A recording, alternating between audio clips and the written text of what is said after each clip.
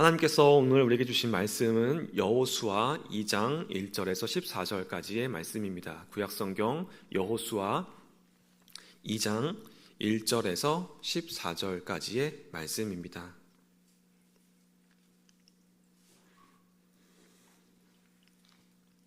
우리 하나님의 말씀을 한 절씩 교독하겠습니다.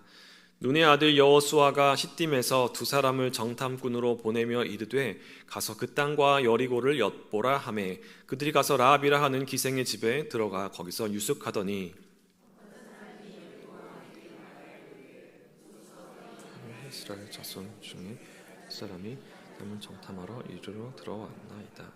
여리고 왕이 라합에게 사람을 보내어 이르되 내게로 와서 내 집에 들어간 그 사람들을 끌어내라. 그들은 이 온 땅을 정탐하러 왔느니라. 이미 숨긴지라 그 사람들이 내게 왔었으나 그들이 어디에서 왔는지 나는 알지 못하였고 그 사람들이 어두워 성문을 닫을 때쯤 되어 나갔으니 어디로 갔는지 내가 알지 못하나 급히 따라가라. 그리하면 그들을 따라잡으리라 하였으나 그를 이끌고 지붕에 올라가서 그 지붕에 버려놓은 3대에 숨겼더라. 그 사람들은 요단 나루터까지 그들을 쫓아갔고 그들을 뒤쫓는 자들이 나가자 곧 성문을 닫았더라. 그들이 눕기 전에 라합이 지붕에서 올라가서 그들에게 말하되 여호와께서 이 땅을 너희에게 주신 줄을 내가 아노라. 우리가 너희를 심히 두려워하고 이 땅 주민들이 다 너희 앞에서 간담이 녹나니 너희가 이곳에서 나올 때에 여호와께서 물을 마르게 하신 일과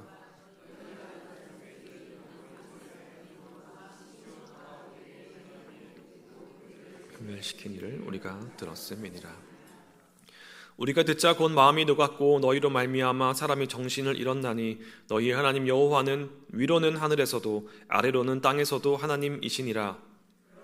정하노니 내가 너희를 선대한즉 너희도 내 아버지의 집을 선대하도록 여호와로 내게 맹세하고 내게 증표를 내라. 그리고 나의 부모와 나의 남녀 형제와 그들에게 속한 모든 사람을 살려주어 우리 목숨을 죽음에서 건져내라. 사람들이 그에게 이르되 내가 우리의 이 일을 누설하지 아니하면 우리의 목숨으로 너희를 대신할 것이요 여호와께서 우리에게 이 땅을 주실 때에는 인자하고 진실하게 너를 대우하리라. 아멘. 시간 좋으신 주님의 은혜와 평강이 우리 모두에게 임하길 소망합니다. 우리는 지난 시간 성경을 흔든 그녀들이라는 주제로 하나님의 말씀을 나누었는데요. 제일 처음에는 이제 미리암을 함께 이야기를 나누면서 미리암의 삶에 주목해 보았습니다. 우리가 출애굽이라고 하면 보통 우리는 모세 한 사람을 떠올리곤 하는데요. 이스라엘 백성의 출애굽, 그 위대한 해방의 역사 가운데는 모세 한 사람의 업적만 있었던 것이 아니었습니다. 애굽의 왕 바로의 명령에 목숨을 걸고 저항했던 히브리 산파들이 있었고 또 아기를 갈대 상자에 띄어서 보냈던 어머니 요게벳이 있었고 또 애굽의 공주에게 다가가서 기지를 발휘했던 누이 미리암이 있었습니다. 특히 미리암은 홍해를 건넌 직후에 소고를 치며 노래를 하며 그 앞에 많은 이스라엘 여인들을 이끌었습니다. 성경은 그런 그녀를 가리켜서 예언자라고 칭하곤 했습니다. 그리고 이스라엘 출애굽 사건의 세 지도자 가운데 모세, 아론 그리고 미리암, 그렇게 세 명 중에 한 명으로 이름을 올리게 됩니다. 이 미리암의 이야기를 보면서 우리는 이 여인들의 용기와 결단 그리고 이 여인들의 믿음이 얼마나 큰지 얼마나 센지를 다시 한번 느끼게 됩니다. 이들의 이야기를 통해서 오늘 우리도 그렇게 센 믿음으로, 그렇게 굳건한 믿음으로, 그렇게 더욱더 견고해지는 믿음으로 나아가기를 간절히 소망합니다. 오늘 우리가 나눌 이야기의 주인공 역시 그러한 굳센 믿음의 여인들 가운데 한 명입니다. 그런데 이 여인은요, 앞서 나누었던 미리암과는 또 다른 삶의 자리 가운데 놓여있던 여인이었습니다. 미리암은 이스라엘 여성이죠. 미리암은 모세와 아론과 형제입니다. 출애굽 공동체 그 한가운데 있었던 핵심 인물입니다. 그런데 오늘 나눌 이야기의 여성은요, 어느 이방 도시 안에 살고 있던 여성입니다. 그렇지만 신기하게도 그녀의 이름은 예수님의 족보 안에 들어가 있고 히브리 기자가 기록했던 그 믿음의 사람들 그 명단 가운데 사라와 나란히 호명되고 있습니다. 바로 라합이라고 하는 여인입니다. 그녀는 여리고라는 이방 지역에 살고 있었는데요. 이 여리고 지역은 예루살렘을 기준으로 해서 동쪽으로 약 30km 정도 떨어져 내려가며 있는 도시입니다. 이 도시는 해수면보다 약 250m 정도 낮은 위치에 자리 있다고 해서 흔히 사람들은 세상에서 가장 낮은 도시라고 부르곤 했습니다. 그런데 그 낮은 땅 가운데 주변은 온통 황량한 사막이었는데 그곳에는 풍부한 샘이 솟아났습니다.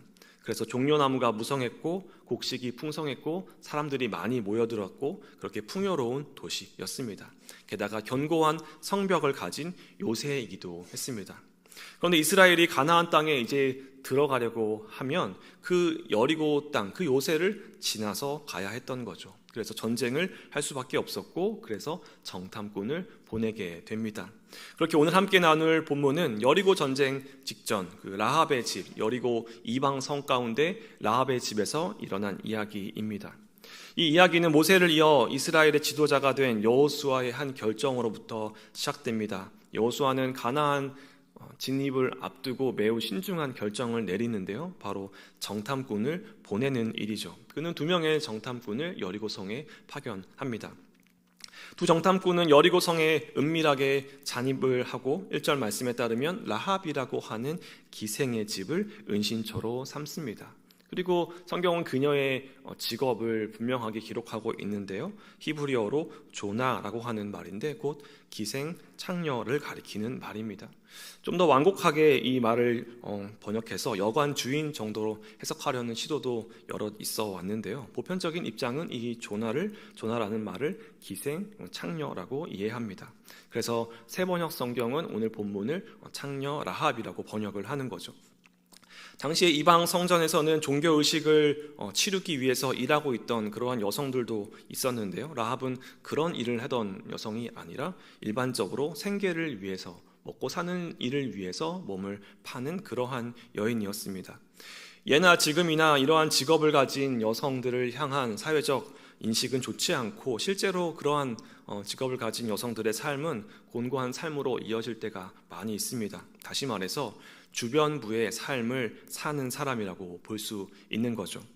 그녀의 집은 성벽 위에 붙어 있었다라고 기록합니다. 성벽 위에 있었다라고 하는 것은 도시 안쪽에 살고 있는 사람들, 그 도시 중심부에 사는 사람들과는 먼 거리가 있었고 또 바깥에서 오는 외지인들이 그곳을 들락날락하는 그러한 곳에서 살았다라고 하는 것이죠.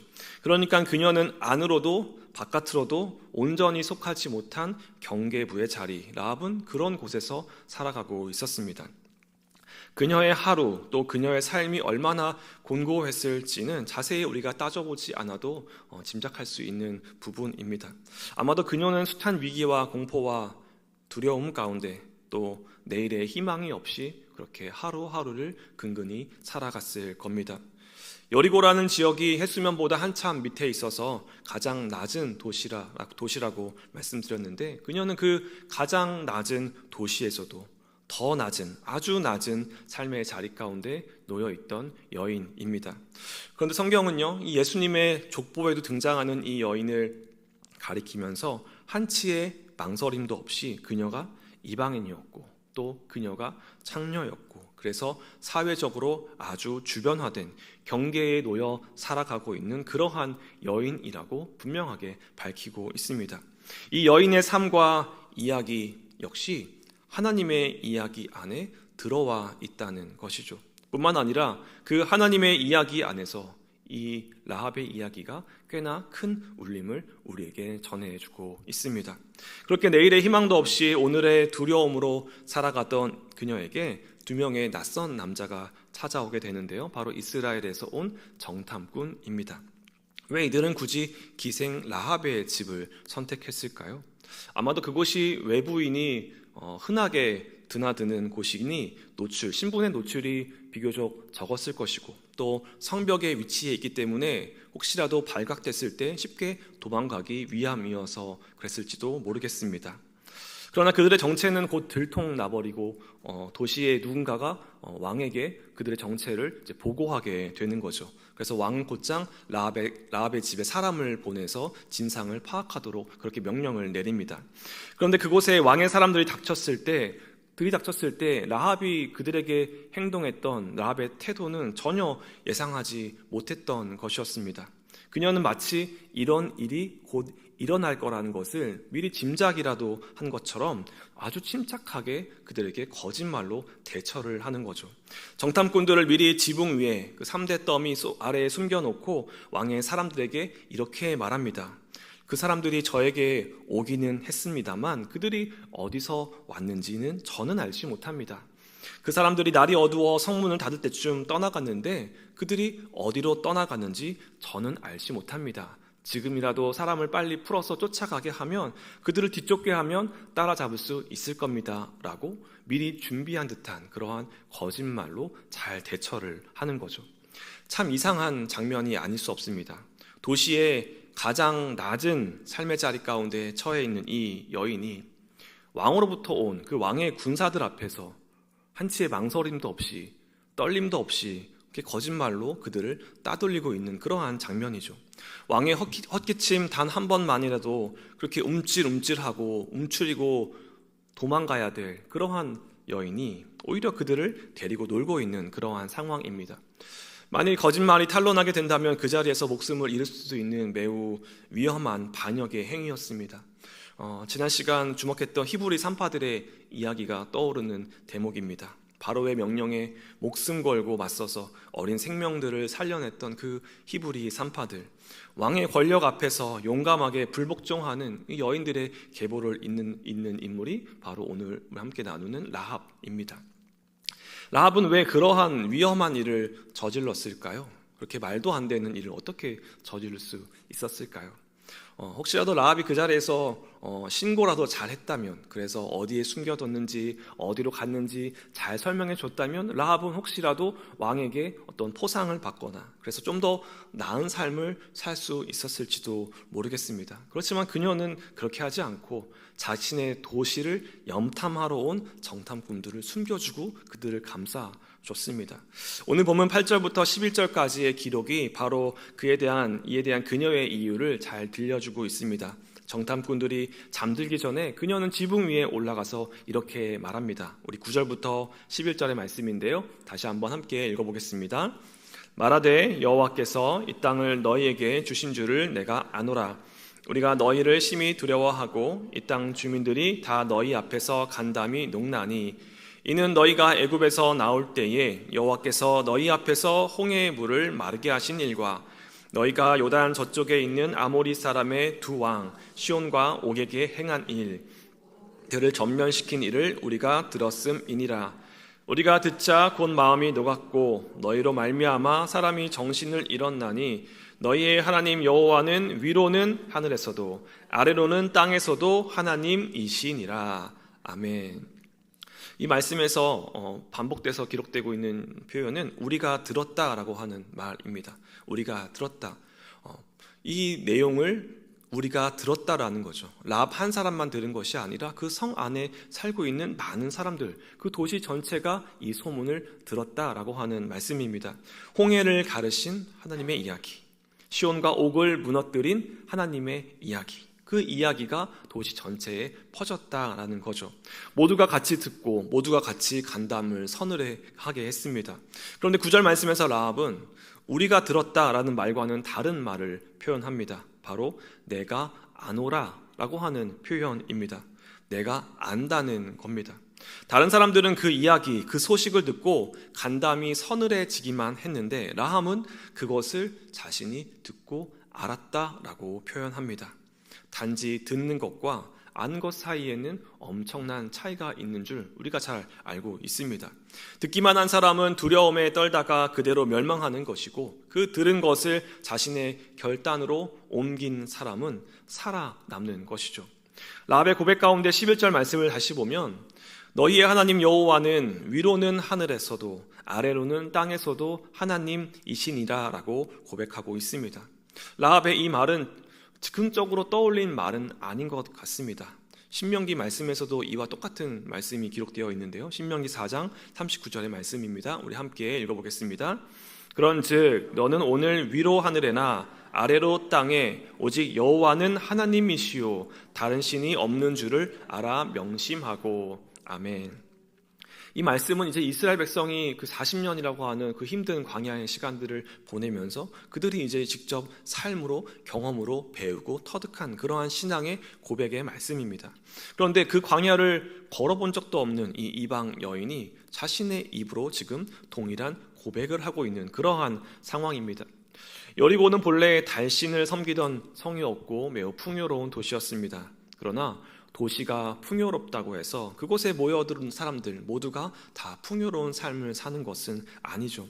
라합과 같은 이들이 그 도시 경계의 성벽 위에 살고 있다는 것만으로도 그것을 보여주는 대목입니다.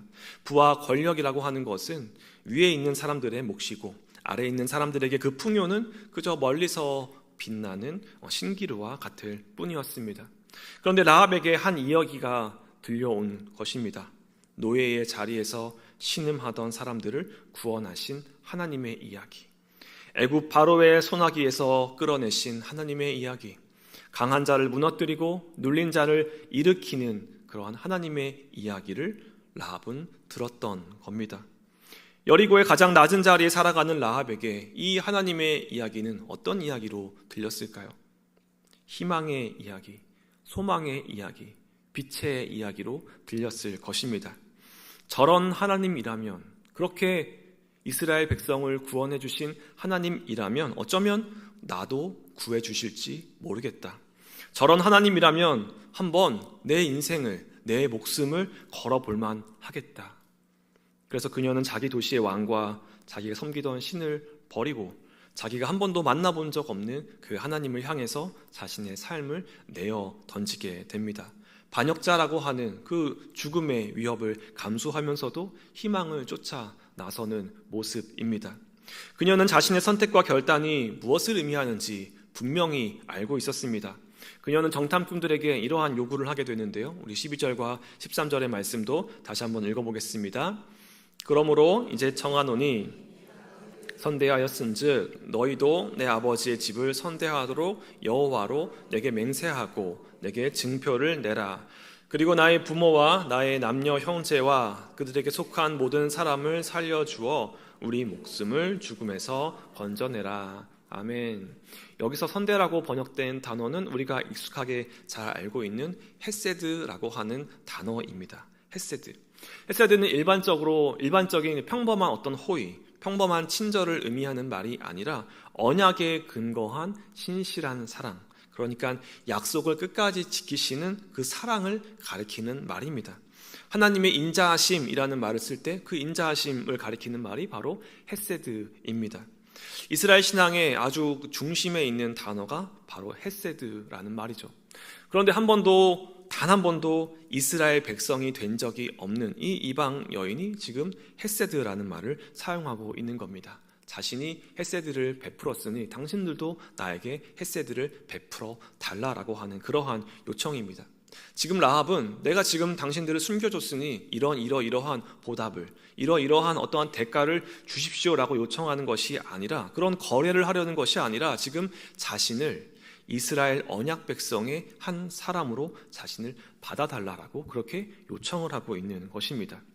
나아가 그녀는 자기 혼자만 그 백성의 한 사람으로 받아들여달라 그렇게 요청하지 않고 부모와 형제와 그들에게 속한 모든 사람을 구원의 자리로 받아들여달라 그렇게 요청하고 나섭니다.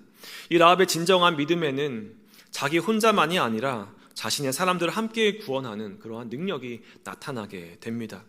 이러한 라합의 요청은 정탐꾼들에게 그대로 받아들여지게 되는데요. 14절에서 그들은 우리가 목숨을 내놓고라도 약속한 것은 지키겠다라고 라합에게 그렇게 말합니다.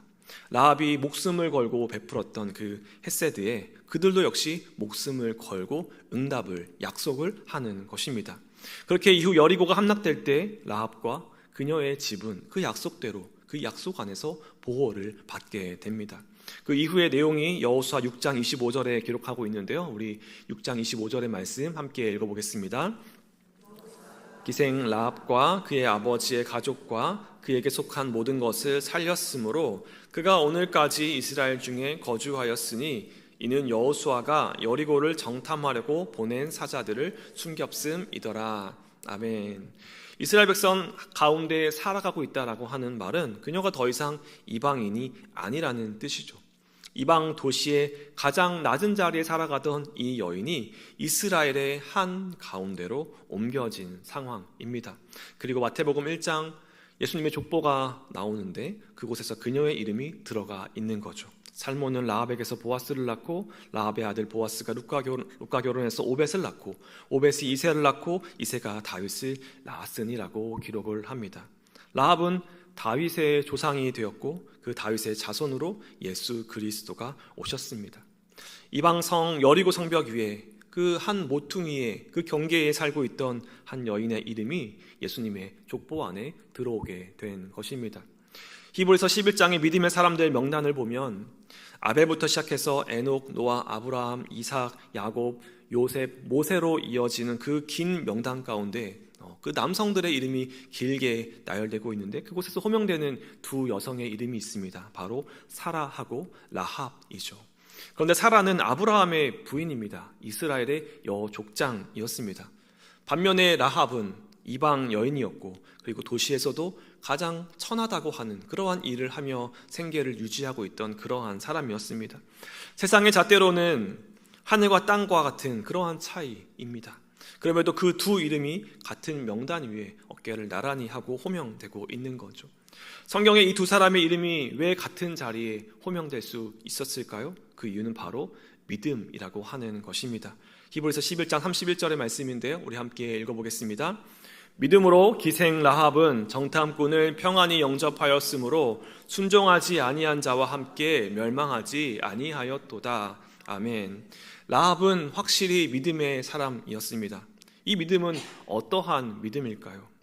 우리는 종종 믿음을 어떤 종교적인 감정이나 내 마음의 상태 정도로 생각하곤 합니다. 마음이 평안해지는 것 또는 잘 될 거라고 하는 그러한 긍정적인 확신을 갖는 것.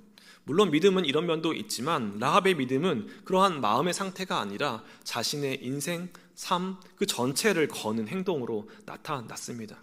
왕의 말에 거짓으로 자신의 도시와 자신이 섬기던 신을 버리고 한 번도 불러본 적 없는 하나님을 향하여서 그 하나님 쪽으로 자신의 온 인생을 던졌습니다. 그러한 결단이 라합의 믿음이었던 겁니다.